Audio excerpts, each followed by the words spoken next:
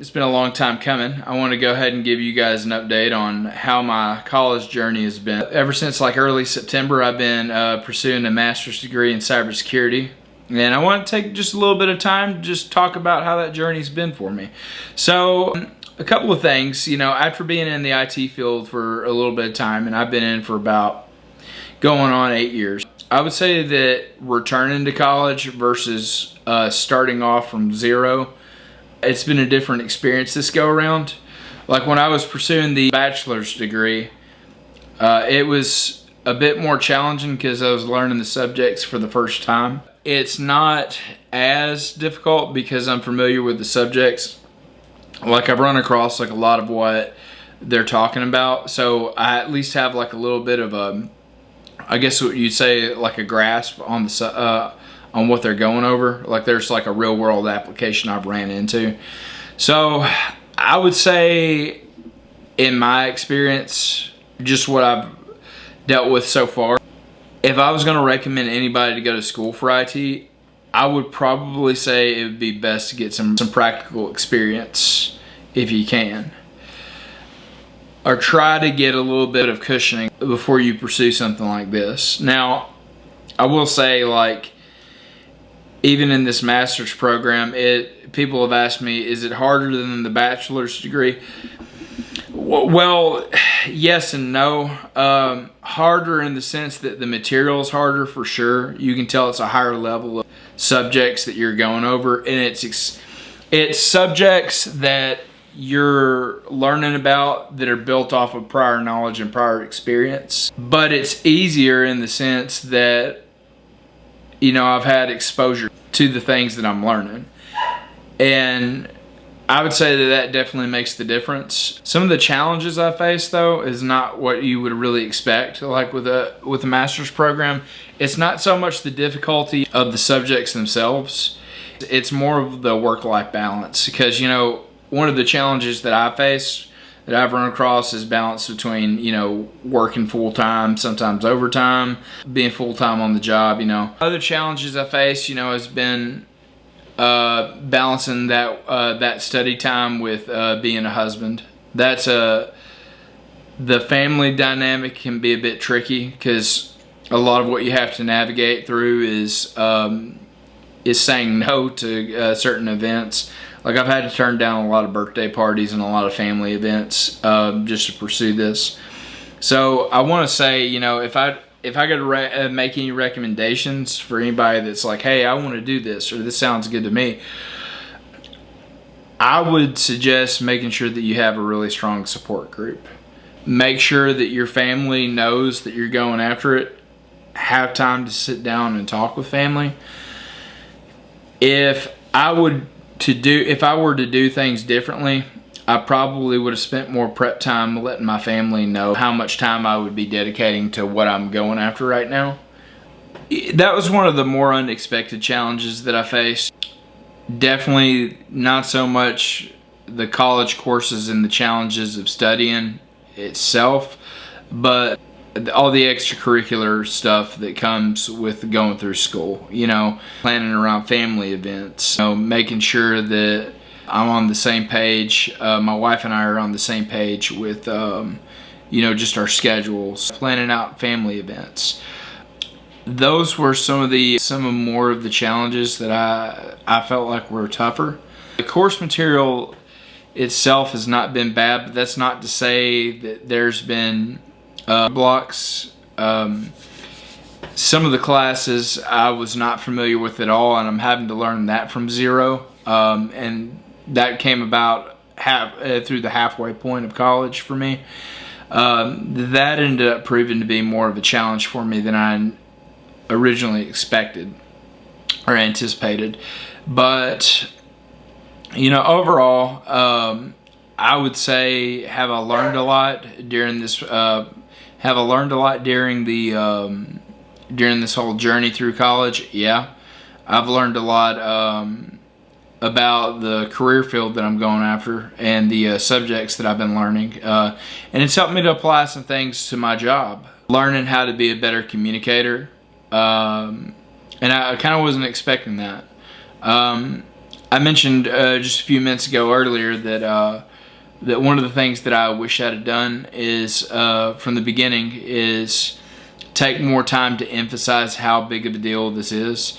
And that's what I would say to anybody that's going to say, hey, you know, I might consider going back to school. Take that time to, and I really want to hit home on this, like take that time to really emphasize it to your family, like just what you'll be doing, how big of a task it's going to be. Because I found this out, you know, like the more that you communicate with people and let them in the loop with what's going on, the more support you'll get from the get-go. And I can't stress enough that having a strong support group is the make or break for a lot of these things you'll be tackling. Now, I think that could pretty well apply to anything you're going for, even if you don't go for cybersecurity. But I will say, like, if you're doing something that requires a lot of commitment, that's just been my own personal experience from like a non-technical standpoint. From a technical standpoint, though, which I'm sure that a lot of you that are interested in pursuing IT are kind of interested in, people have asked me, have I had to learn how to program while going into going for a master's in cybersecurity? And the answer to that is yes and no. Like you don't have to know how to program or be proficient at it, but you do need to know enough to know how to read it and understand what you're looking at. So that, I'll say, has been a bit more of a learning curve for me and a bit more of a challenge, because programming is one of those things that doesn't come natural to me.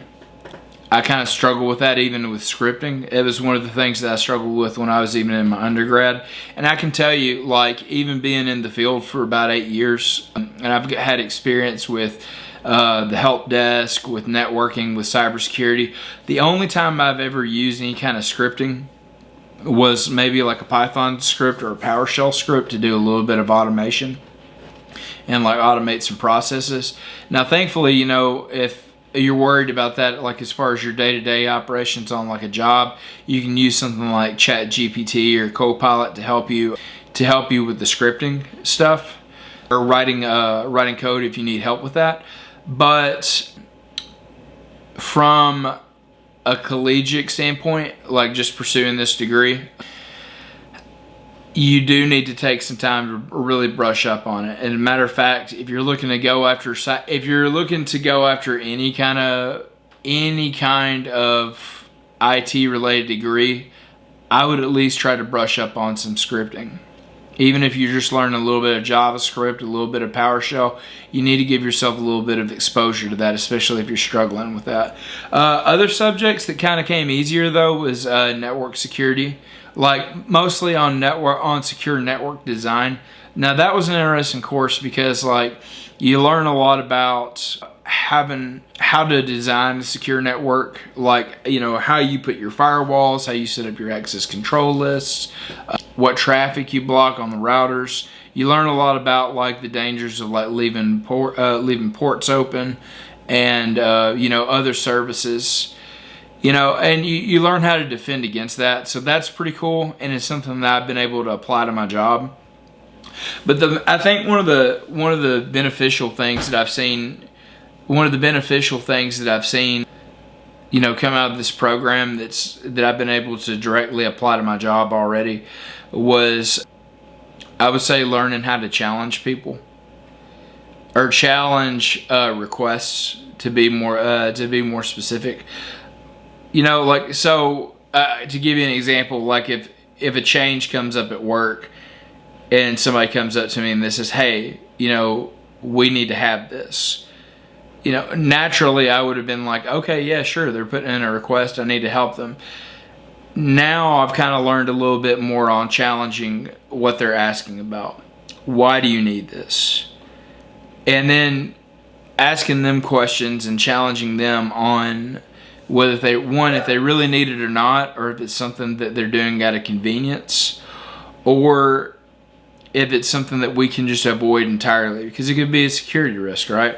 I'll give you an example. Like, I remember I just completed my first 3 classes of the course, and a situation got brought up at work where I needed to allow traffic to flow.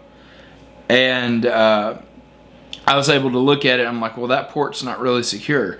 And I was able to, go back and talk to the guy that was requesting the rule, requesting for that port to be opened up. And I was able to challenge him on the job and say, like, hey, this is pretty subject to, it can be subject to cybersecurity attack. And we were able to, dial it back and negotiate that. And I even talked him into changing the request to go a more secure route. So it's kind of cool in the sense that this program's already like taught me how to think outside the box, how to challenge, how to think with the security mindset.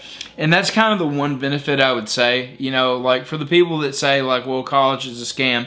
Well, I would say, it's what you make of it, because it's just like anything else. If you're going to succeed, you got to have a plan.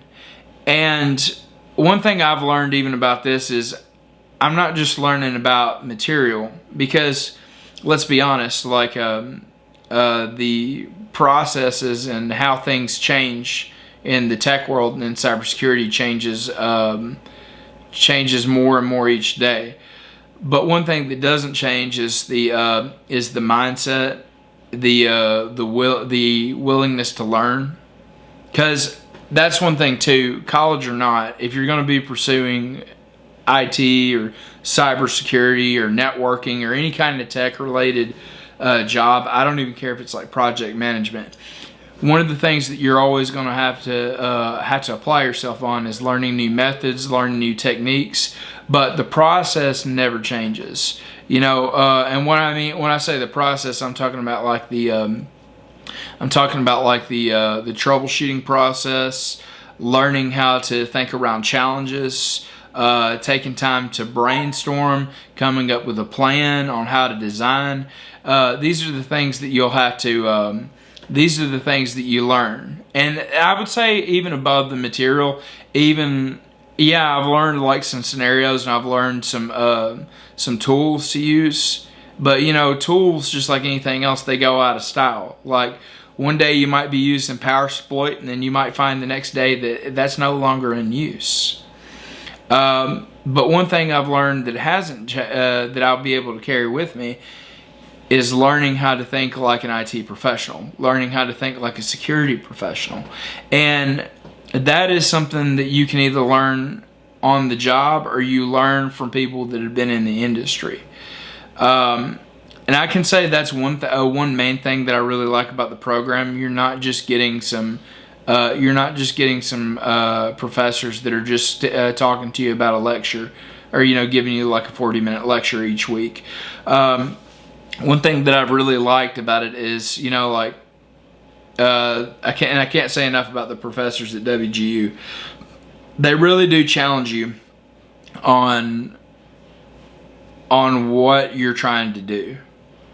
And I can say, as far as real world application, one thing, especially if you go start to step out beyond the level 1 help desk, is you're going to have coworkers and people in your job that are going to challenge you on what you're doing, and rightfully so.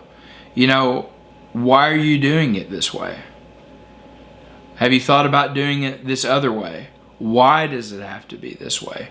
And these are questions that I've been receiving quite a bit as I've been going through this. Like I remember in the previous class that I did, they're like, well, that's a great idea, but why does it have to be this way? I had to do my research and I had to do digging. Actually, here again, that's what led me up to that one situation, even like on the job, where I was being asked, hey, can you approve this? Can you approve this rule? And then, looking at it and saying, well, that doesn't seem like the safest way to do things. Are we sure that we need to do it this way?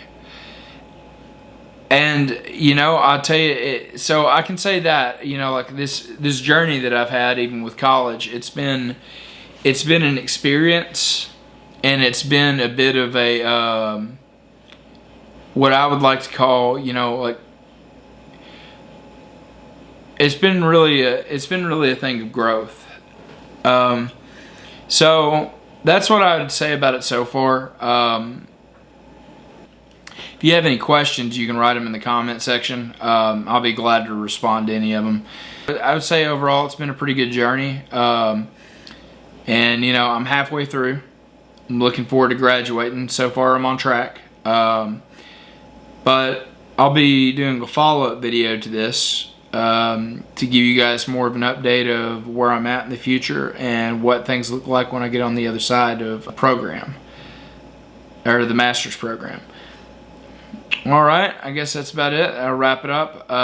Thanks for tuning in, and I'll catch you on the next one. Later.